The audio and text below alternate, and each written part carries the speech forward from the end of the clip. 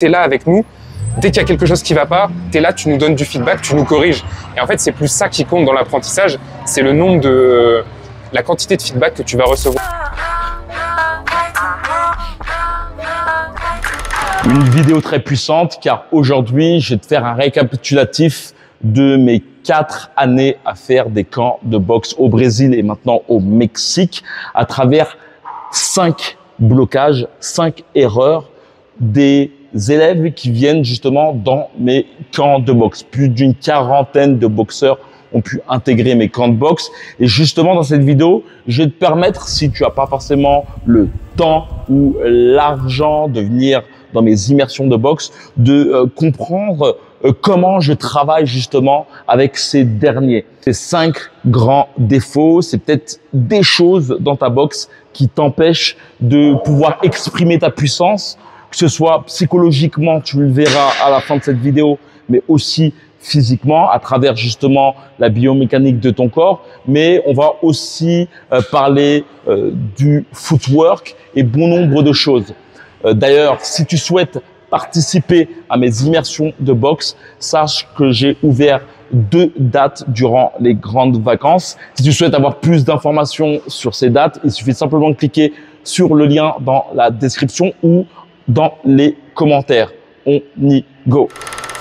Le premier défaut que je vois chez pas mal de boxeurs, qui paraît totalement anodin, mais qui te permettrait justement de pouvoir frapper plus lourdement tes adversaires, c'est clairement une problématique par rapport au corps, par rapport à la biomécanique du corps. Quand je te parle de biomécanique du corps, c'est faire en sorte justement de pouvoir frapper avec l'intégralité de ton corps et non uniquement avec les poings. Voilà vraiment la grosse différence. Et cela se joue sur plusieurs points. Pour moi, le gros problème que tu peux avoir, premièrement, c'est la disposition de tes épaules. Et ça, c'est vraiment un exercice qui m'a vraiment permis de comprendre tout ça pour mieux te l'expliquer et pour mieux le conscientiser par rapport à moi-même.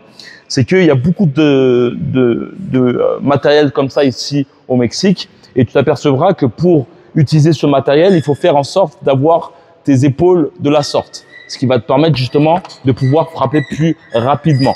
Et ça, c'est un gros problème parce que beaucoup de boxeurs ont cette tendance à avoir leurs épaules bloquées à ce niveau-là, ce qui leur permet pas justement de pouvoir frapper lourdement.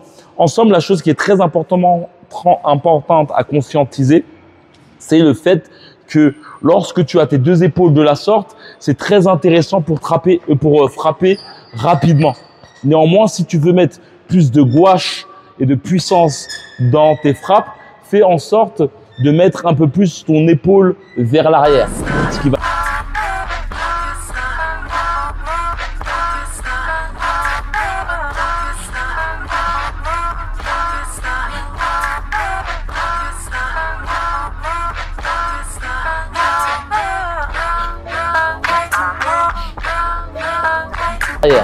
qui va te permettre justement d'une part de pouvoir mieux tamponner avec ton appui avant, mais ça va te permettre surtout de pouvoir frapper plus lourdement avec ton bras arrière, tu vois, parce que il faudra vraiment chercher justement l'amplitude pour pouvoir tamponner ce dernier. Et ce qui est très intéressant aussi, c'est que globalement, le fait de jouer sur cette balance, lorsque tu as justement ton épaule vers l'arrière, va te permettre, lorsque tu travailles vraiment avec cette symbiose entre tes 2 épaules, de pouvoir frapper justement lourdement avec l'autre épaule. Et ça revient au la deuxième erreur que peuvent faire beaucoup de boxeurs, c'est qu'ils vont avoir réellement cette attitude de positionnement en biais, qui est très intéressant d'ailleurs pour éviter de prendre un grand nombre de coups au niveau du corps. Mais néanmoins, lorsqu'ils vont envoyer leur droite,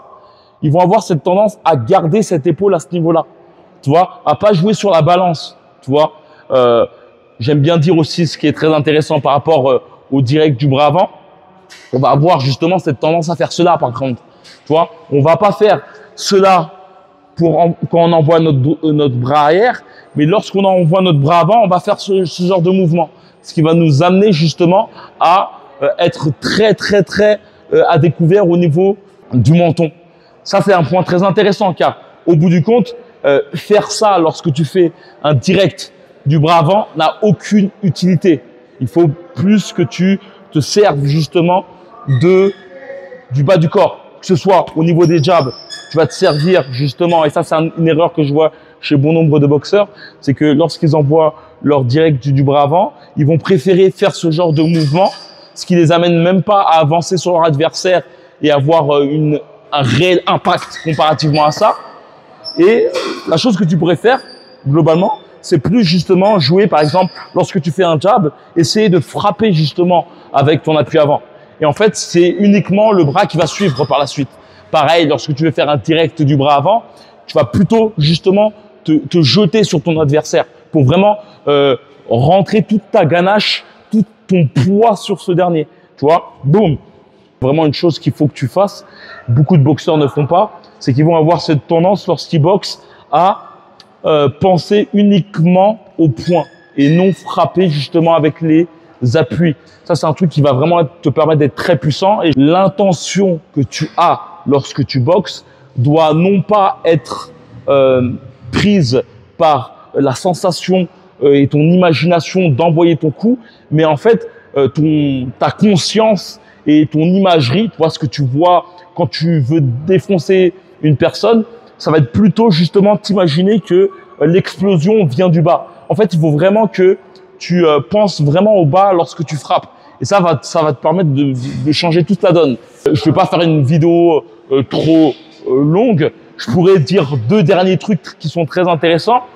Le gros problème que tu peux avoir, c'est que tu vas comprendre l'importance justement d'envoyer tout ton corps lorsque tu envoies ton direct du bras avant. Mais néanmoins, le gros problème que tu peux avoir, c'est justement de faire en sorte de frapper ton adversaire trop loin.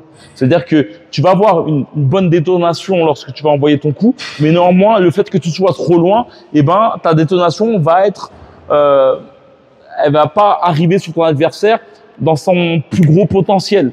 D'où l'importance de comprendre que tout se passe au niveau de l'appui avant. En fait, si tu souhaites frapper lourdement ton adversaire, fais en sorte justement de comprendre que le flair de ton combat se passe avec l'appui avant. C'est ça qui va te permettre justement de pouvoir être plus efficace. Et je pense avec le poids devant. Là, je demande en mode Floyd Mayweather. Floyd Mayweather, pareil, c'est le pied avant qui est là. Tu vas me frapper, boum, boum, boum. On peut dire, c'est une réalité. Ton bras avant, il a une certaine importance. Si le gars qui a un bon bras avant, il est sûr de pouvoir dominer beaucoup de boxeurs. Mais le truc qui est important aussi, c'est que si tu n'as pas la connaissance que ton pied avant, c'est le flair, c'est très, très, très délicat. Parce que, comme je t'ai dit, avec les directs du bras avant, là, quand tu es là, la tête de ton adversaire est là, et bam, là, tu t'empoignes ton adversaire, là, bien comme il faut. Mais si tes attaques, à chaque fois, tu poses tes attaques et t'es là, bam, ok, t'as une puissance accrue, mais ouais, mais t'arrives là. Tu vois? Et, ok, le bras avant, il est important, mais ayez ce délire où vous pensez à l'appui avant. Tu vois? Et il y a une vidéo d'un gars qui fait un truc comme ça, là, hop, hop. Et après, il met KO son adversaire. Je sais pas si tu as vu. Ça, c'est un truc de vis là. Et c'est comme quand tu combats avec un gars qui est gaucher, toi. C'est le même principe. Ah, là, je peux le toucher, là. Et même en ayant... Et je pense que le plus gros problème de beaucoup de boxeurs, c'est que le fait qu'ils ont une difficulté, justement, à pouvoir placer leur bras avant, c'est souvent dû au fait qu'ils ont une certaine peur des coups, qu'ils n'ont pas forcément aussi une confiance de leur défense, ce qui les amène justement à toujours vouloir frapper de loin, tu vois.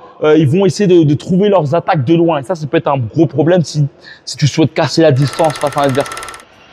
Si tu as cette impression de stagner au niveau de ta boxe, que tu souhaites justement développer ta technique pour la rentrée prochaine, pour gagner un combat, pour gagner une compétition ou surtout gagner des titres, sache que j'organise 2 camps durant les grandes vacances. Si tu souhaites savoir les dates, il suffit simplement de cliquer dans la description. Ces camps de boxe seront ultra puissants si tu souhaites améliorer ta technique de boxe et que tu ne te sens pas forcément encadré comme tu souhaiterais, que tu sens que tu as un certain potentiel, mais néanmoins cela n'est pas mis et exploité comme tu le souhaiterais. Tes coachs n'ont pas forcément le temps de se focaliser sur toi parce qu'ils ont une ribambelle de élèves à encadrer. Sache que ce camp C'est 10 jours de boxe ensemble, uniquement basés sur la technique, mais aussi sur la biomécanique de ton corps, afin de te permettre justement de frapper avec l'intégralité de ton corps et non uniquement avec le haut du corps. C'est aussi un gros travail au niveau de ton footwork, faire en sorte que chacun de tes pas soit une possible attaque, mais ce qui sera très puissant surtout, c'est que on aura l'occasion aussi de faire du sparring dans différentes salles ici au Mexique, ce qui te permettra concrètement de pouvoir à la fois te juger face à des boxeurs expérimentés, mais surtout d'avoir par la suite des entraînements basés et focalisés sur les défauts qu'on a pu voir par rapport à tes sparring.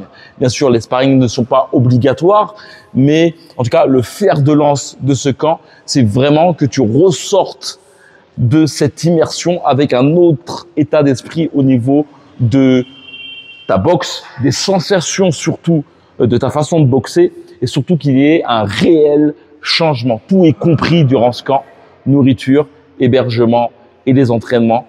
Le but, c'est 80% de boxe, mais surtout, le but aussi, c'est de te permettre de pouvoir vivre une expérience de ouf au Mexique avec des amoureux de la boxe.